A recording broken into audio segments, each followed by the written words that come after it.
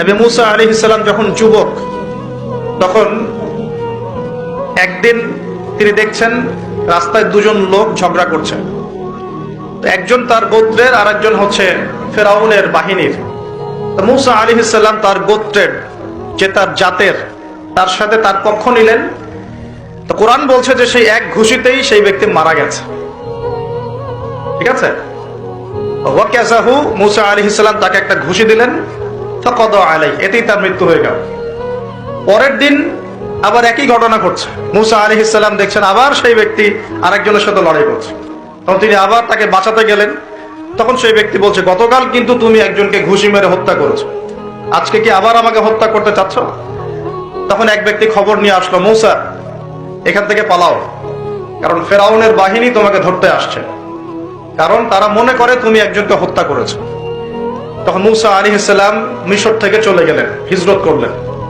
এই মিশর থেকে হিজরত করে তিনি এই শুআয়ব আলাইহিস সালামের কওমে মাদিয়ান এখানে চলে গিয়েছিলেন। এখানে তিনি একটা গাছের নিচে বসেছিলেন। বসে তিনি দেখলেন যে কিছু মানুষ গবাদি পশুদেরকে পানি পান করাচ্ছে, আর দূরে দুটো মেয়ে দাঁড়িয়ে আছে। তো মুসা আলাইহিস সালাম তাদেরকে গিয়ে বললেন, আপনারা দাঁড়িয়ে আছেন কেন?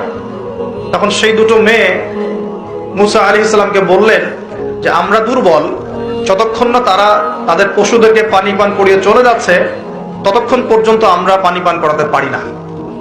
তখন মুসা আলাইহিস সালাম, তিনি শক্তিশালী ছিলেন, বিশ্বস্ত ছিলেন, তিনি তাদের হয়ে পশুদেরকে পানি পান করালেন। এবার সেই মেয়ে দুটো বাসায় চলে গেল। বাসায় চলে গিয়ে কিছুক্ষণ পর মুসা আলাইহিস সালাম আবার সেই গাছের নিচে বসে আল্লাহর কাছে একটা দোয়া করছেন। কি দোয়া?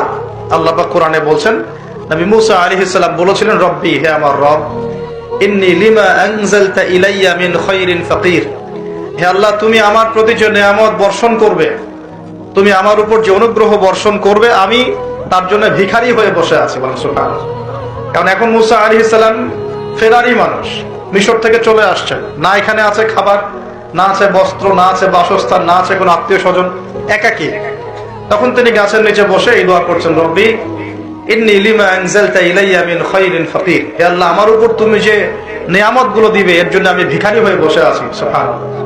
ঠিক ওই সময় ওই দুই মেয়ের একজন মেয়ে হেঁটে হেঁটে মুসা আলাইহিস সালামের কাছে আসলেন, এবং তাদের হাঁটার বর্ণনা আল্লাহ পাক কোরআনে দিয়েছেন যে তারা লাজুক ভঙ্গিতে হেঁটে আসলেন। সেই মেয়ে লাজুক ভঙ্গিতে হেঁটে আসলেন।